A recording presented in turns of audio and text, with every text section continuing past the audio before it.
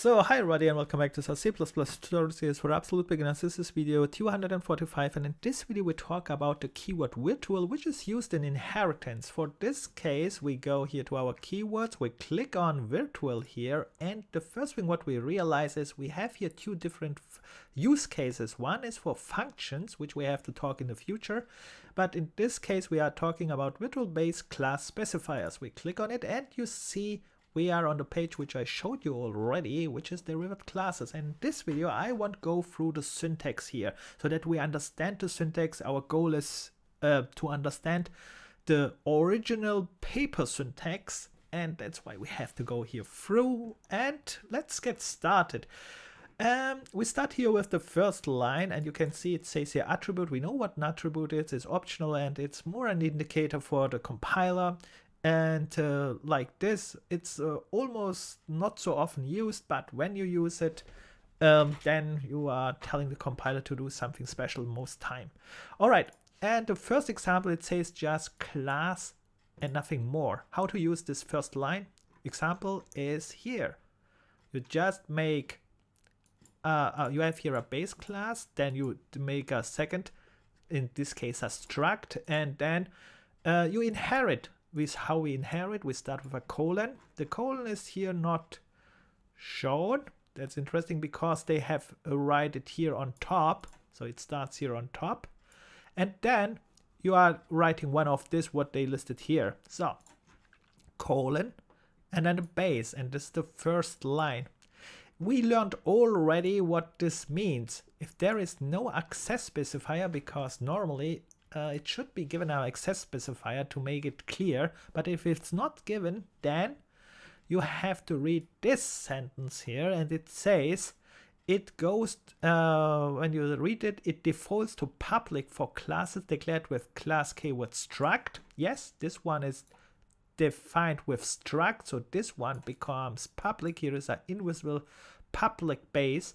And private to for classes declared with class K class. So if this would be a class, we are using most time classes. So in my case, here code my is all time class. That would be all time private.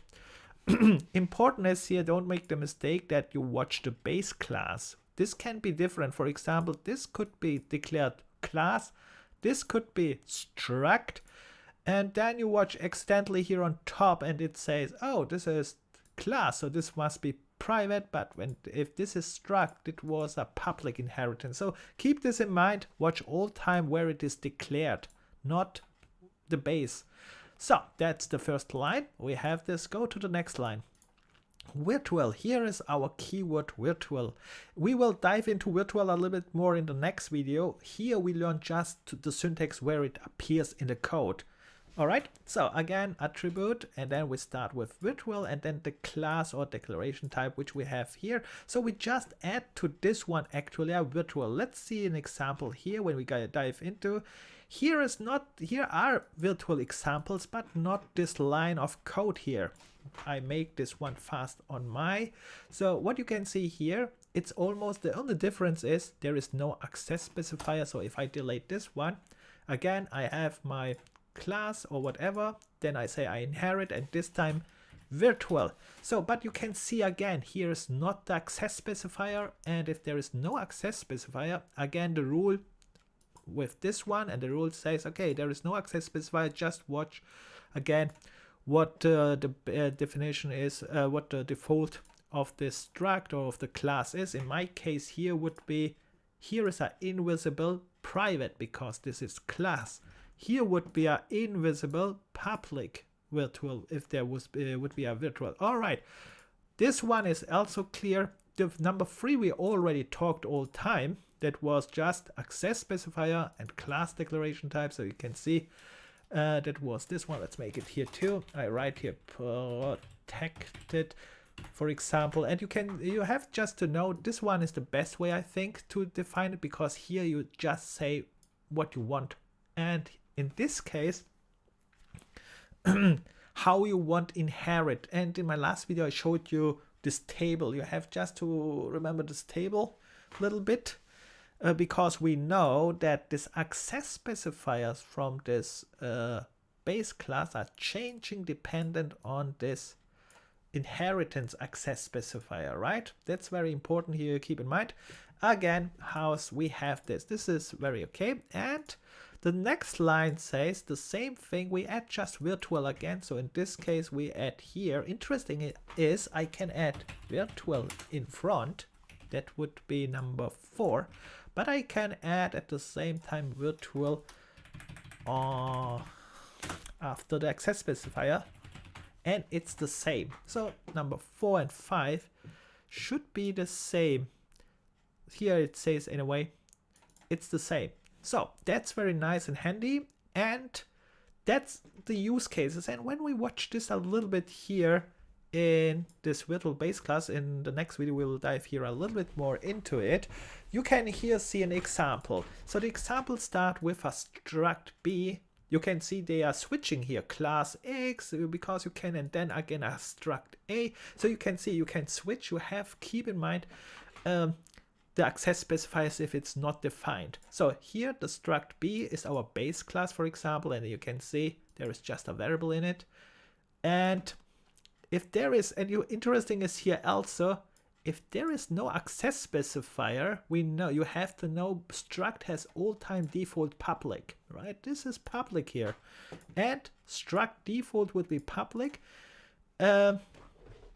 Just keeping this in mind.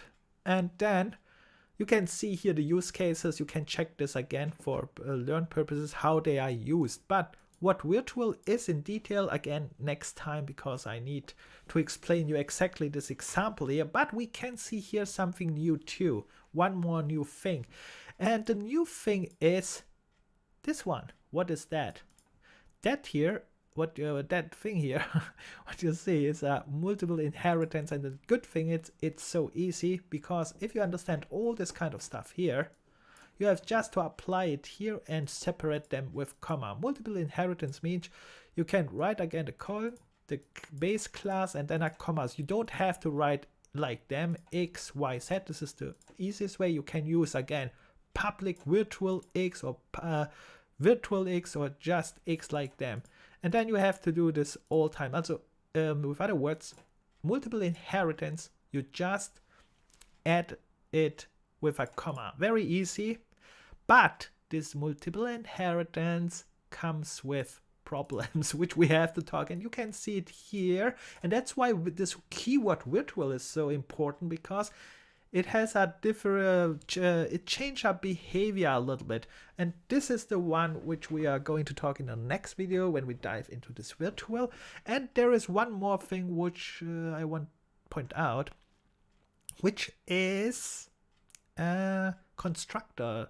This one we will not talk in the next video, in the following video probably. The constructor is changing too, so be careful. We have to talk about it. There is a special call.